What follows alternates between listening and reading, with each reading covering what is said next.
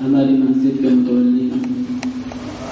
علی جناب سید روشن امیر میاں صاحب اور جملہ اراکین کمیٹی اور تمام مصلی، السلام علیکم ورحمۃ اللہ تعالی وبرکاتہ۔ اللہ تبارک و تعالی سب سے پہلے آج کی عظیم رات میں ہم تمام حاضرین کی حاضری کو قبول فرمائے اور آج کی اس رات کے صدقے میں ہم تمام حاضرین کی بخشش فرمائے اور اللہ تبارک و تعالی ہم تمام مسلمانوں کو آنے والے سال ماہ رمضان کی مبارک برکتیں نصیب عطا فرمائے۔ حضرات، یہ رمضان مبارک کا مقدس مہینہ جس کا ہم انتظار کر رہے تھے، اب وقت وہ آ گیا ہے کہ ہم اس کی رخصتی کا انتظار کر رہے ہیں۔ یہ رحمتوں اور برکتوں والا مہینہ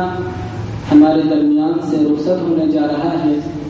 ہم نے اس مہینے میں اللہ کی عبادت کی، ٹوٹے پھوٹے سجدے کیے،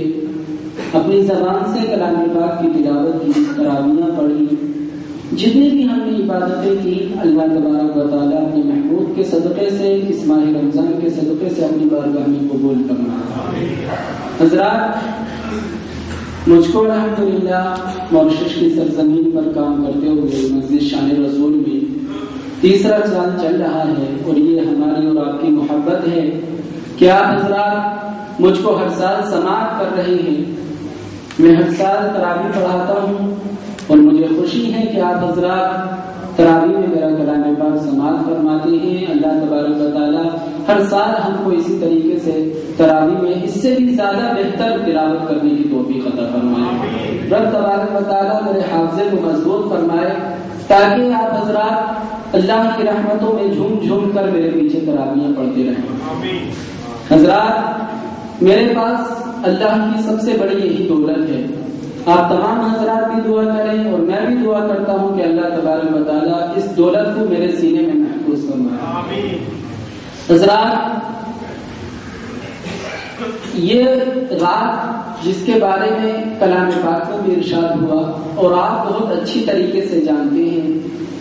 کہ اللہ تبارک و تعالیٰ کے یہاں اس رات کی کتنی عظمت اور کتنی فضیلت ہے۔ 2 منٹ میں آپ کو بتاؤں کہ اس رات کے بارے میں ایک حدیث پاک میں آتا ہے، میرے آقا صلی اللہ تعالی علیہ وسلم نے ارشاد فرمایا کہ آج کی رات شب قدر، لیلۃ القدر، جو قرآن شریف میں ارشاد ہوا لیلۃ القدر خیر من الف شہر، کہ شب قدر کی رات 1000 راتوں سے افضل اور بہتر ہے، عظمت اور برکتوں والی رات ہے۔ تو حضرات، جس کے بارے میں حدیث پاک میں آتا ہے، میرے آقا صلی اللہ تعالی علیہ وسلم نے فرمایا کہ آج کی رات میں اللہ تبارک و تعالیٰ کی رحمتیں، اللہ تبارک و تعالیٰ کی رحمتیں اپنے بندوں پر جھوم جھوم کر برستی ہیں اور اس کی رحمتیں اپنے بندوں کو پکار کر کہتی ہیں۔ رب کی رحمتیں آج کی رات میں اپنے بندوں کو پکار کر کہتی ہیں کہ ہے کوئی اللہ کا ایسا بندہ جو آج جہنم سے نجات پانے کی دعا کرے، ہے کوئی ایسا بندہ جو آج رب کی بارگاہ میں جہنم سے نجات پانے کی دعا کرے تو رب اس کی دعا کو قبول فرما لے گا۔ پھر رب کی رحمتیں جوش میں آتی ہیں اور فرماتی ہیں، رب کی رحمتیں اپنے بندوں سے جھوم جھوم کر کہتی ہیں کہ ہے آج کوئی بندہ جو اپنی رب کی بارگاہ میں پوری رات عبادت کرے، اپنے رب کی بارگاہ میں اپنے سر کو جھکائے اور اس کے بعد اپنے رب سے جو مانگے رب تبارک و تعالیٰ اس کو عطا فرما دے۔ یہ اس رات کی برکت ہے۔ میرے آقا صلی اللہ تعالی علیہ وسلم نے حدیث پاک میں فرمایا کہ اگر کوئی بندہ آج کی رات میں اچھی نیت کے ساتھ، صدق نیت کے ساتھ جو کچھ بھی تمنا اپنے رب سے کرے گا تو رب اس کی اس تمنا کو پوری فرما دے گا۔ اس لیے کہ رب خود فرماتا ہے کہ آج کی رات اگر دنیا میں کوئی انسان، کوئی بھی میرا بندہ مجھ سے کچھ مانگے گا تو میں اس کو عطا فرما دوں گا۔ تو حضرات آج کی رات میں آپ سے یہی کہوں گا کہ ہم سوتے تو ہر رات ہی، کام و کاج بھی ہر رات میں کرتے ہیں، لیکن آج کی جو رات ہے اتنی برکت والی رات ہے،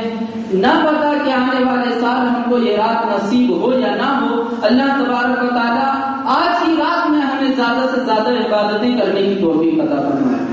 آج تمام ہی انسان آج کی رات میں اپنے رب کی بارگاہ میں اپنے سر کو جھکائیں اور جس کے دل میں جو تمنا ہو وہ مانگے، قسم خدا کی کلام پاک کے صدقے میں اس کی تمنا پوری ہو جائے گی۔ اس لیے کہ رب خود فرماتا ہے کہ جو مجھ سے صرف دل سے مانگے گا میں اس کی تمنا کو پوری کر دوں گا۔ اور ایک دوسری حدیث پاک میں آتا ہے، رب فرماتا ہے کہ جب بندہ میری بارگاہ میں رو کر دعا مانگتا ہے، رو کر، حضرات جب اس کی آنکھ سے آنسو ٹپکتا ہے، رب فرماتا ہے کہ جب بندہ میری بارگاہ میں رو کر دعا مانگتا ہے تو میں اپنے فرشتوں کو جمع کر رب فرماتا ہے، اللہ کے حبیب نے فرمایا کہ رب اپنے مقدس اور نورانی فرشتوں کو جمع کرتا ہے اور کہتا ہے کہ میرے فرشتوں دیکھو دنیا میں میرا نیک بندہ کس طریقے سے رو رو کر مجھ سے دعائیں مانگ رہا ہے، میرا بندہ کس طریقے سے مجھ سے رو رو کر دعائیں مانگ رہا ہے، اور وہ یہ جانتا ہے کہ رب کے سوا اس کی کوئی دعا پوری نہیں کر سکتا۔ میرا بندہ یہ جانتا ہے کہ رب کے علاوہ اس کی کوئی نیت یا کوئی دعا جو وہ مانگے کوئی پوری نہیں کر سکتا۔ وہ یہ جانتا ہے کہ ایک رب ہی ہے جو اس کی دعا کو قبول کرے گا۔ اے میرے مقدس فرشتوں تم گواہ رہنا، آج کی رات میں میرا جو بندہ مجھ سے مانگے گا میں اس کو عطا فرما دوں گا۔ اللہ کے حبیب فرما رہے ہیں کہ آج کی رات میں جو کچھ بھی آپ مانگیں گے آپ کو مل جائے گا، مگر نیت سچی ہونی چاہیے، دل میں تمنا ہونی چاہیے۔ حضرات رب کی بارگاہ میں جب رو کر دعا مانگی جاتی ہے تو اس دعا میں اثر ہوتا ہے اور وہ دعا رب کی بارگاہ میں قبول ہوتی ہے، اور جس دعا میں میرے آقا صلی اللہ تعالی علیہ وسلم کا واسطہ شامل ہو وہی دعا قبول ہوتی ہے۔ تو رب نے ارشاد فرمایا انا انزلناہ فی لیلۃ القدر، یہ لیلۃ القدر کی جو رات ہے اس میں کلام پاک کو نازل فرمایا گیا، اور اللہ کے حبیب ارشاد فرماتے ہیں کہ یہی وہ رات ہے جس میں انسانوں کو حضرات جہنم سے آزادی ملتی ہے اور جنت کا ٹکٹ ملتا ہے۔ تو ہم کو جنت میں جانے کے لیے حضرات ہر انسان کی تمنا ہے جنت میں جانے کے لیے، تو ہم کو جنت میں جانے کے لیے اللہ تبارک و تعالیٰ کی بارگاہ میں آج کی رات میں دعا کرنی ہے، تاکہ اللہ تبارک و تعالیٰ اپنے حبیب پاک کے صدقے میں اور ہم نے جو تراویحوں میں کلام پاک سماعت کیا ہے اس کلام پاک کی تلاوت کے صدقے میں ہمیں جنت میں مولا کریم صلی اللہ تعالی علیہ وسلم کا پڑوس نصیب عطا فرمائے، میرے آقا صلی اللہ تعالی علیہ وسلم کا ہمیں پڑوس عطا فرمائے، اور ہم جس سے محبت کرتے ہیں اللہ کے مقدس ولی سے، کسی سے بھی جس کے دل میں ہماری محبت ہے، ہر اس کا ہمیں جنت میں ساتھ عطا فرمائے۔ حضرات تو کلام پاک یہ ایک ایسی دولت ہے، کلام پاک ایک ایسی دولت ہے جس کے بارے میں اللہ کے مقدس رسول صلی اللہ تعالی علیہ وسلم نے فرمایا، جب میرے آقا کا آخری وقت تھا اس دنیا کے پانی سے کوچ کرنے کا، تو اپنے صحابہ کرام کو بلایا، جمع کیا اور کہا کہ میرے صحابہ آج میں تم کو دو چیزیں دے کر جا رہا ہوں، تم کو دو چیزیں دے کر جا رہا ہوں، سب سے پہلی ہے کلام پاک، دوسری ہے میرے اہل بیت۔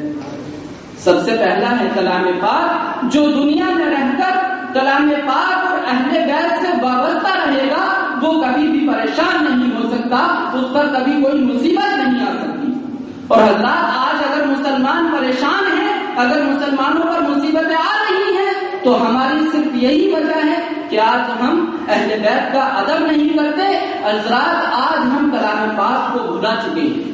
کلام پاک کو اپنے گھر میں الواری میں بند کر رکھ دیتے ہیں، نہیں بلکہ حضرات کلام پاک میں اللہ نے خود ارشاد فرمایا کہ یہ وہ مقدس کتاب ہے جو انسانوں کو سیدھی راہ دکھاتی ہے۔ ان ھذا القرآن یہدی للتی ہی اقوم، یہ وہ کتاب ہے جو انسانوں کو سیدھی راہ دکھاتی ہے، اور یہی وہ کتاب ہے حضرات پوری دنیا کے اندر کوئی کتاب ایسی نہیں ہے جو اس سے زیادہ پڑھی جاتی ہے. پوری دنیا میں سب سے زیادہ پڑھی جانے والی کتاب کلام مقدس ہے. اور پوری دنیا کے اندر ایک سب سے بڑی عظمت اور فضیلت جو ملی ہے وہ بھی کلام پاک کو ملی ہے کہ کل بروز محشر جب نفسی نفسی کے عالم میں انسان پریشان ہوں گے تو حضرات یہ کلام پاک ان کی بخشش کرتا ہوا نظر آئے گا, ان کی سفارش اللہ تبارک و تعالیٰ کی بارگاہ میں کرتا ہوا نظر آئے گا. تو حضرات ہمیں اپنی عادت بنا لینی چاہیے. میں آپ سے صرف یہی کہوں گا کہ ہماری مسجدوں میں انشاءاللہ فجر کے بعد سورہ یاسین اور عشاء کے بعد سورہ ملک تبارک الذی کی تلاوت ہوتی ہے.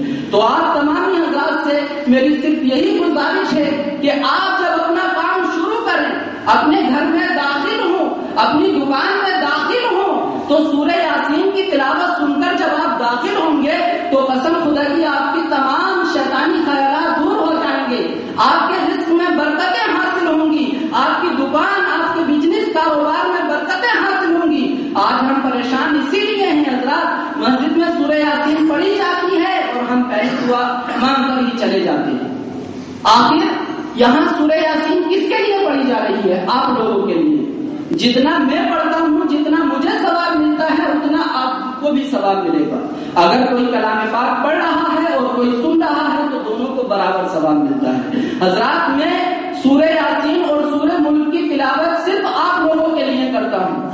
تاکہ آپ اس کو سنیں اور اس کا ثواب حاصل کریں.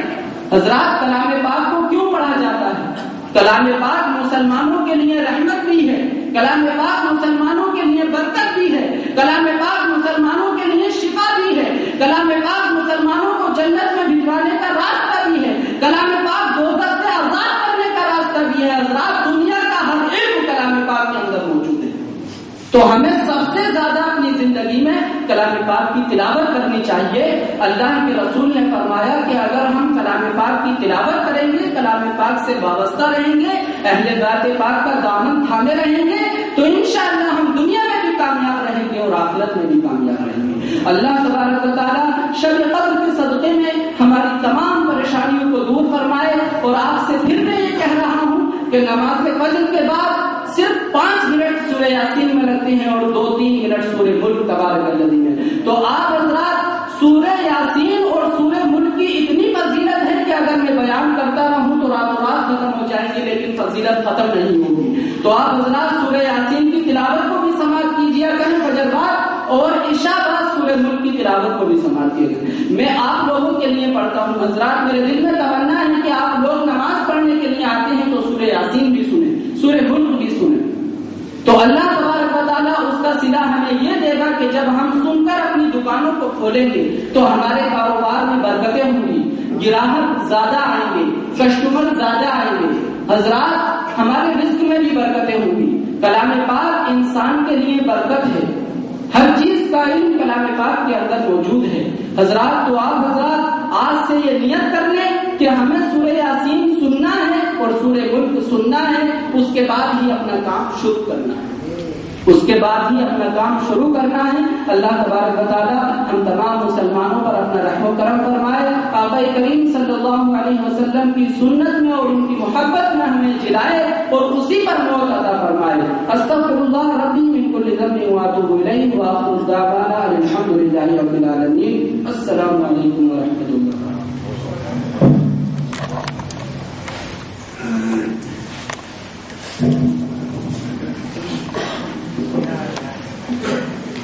صلی اللہ علیک یا رسول اللہ وسلم علیک یا حبیب اللہ. صلی اللہ علیک یا رسول اللہ وسلم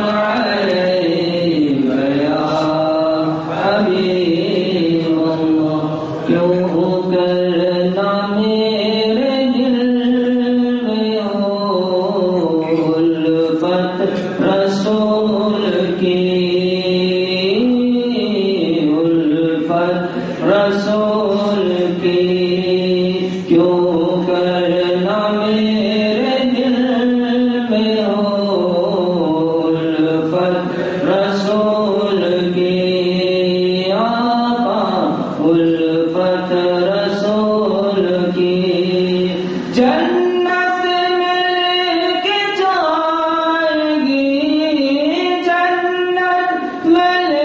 کے جائے گی چاہت رسول کی جنت مل کے جائے گی چاہت رسول کی آقا چاہت رسول چلتا ہوں میں بھی قافل والوں رکو ذرا چلتا ہوں میں بھی قافل والوں رکو ذرا ملنے دو بس مجھے بھی ملنے دو بس مجھے بھی اجازت رسول کی جنت مل کے جائے گی چاہت رسول کی آقا چاہت رسول سرکار نے بلا کے مدینہ دکھا دیا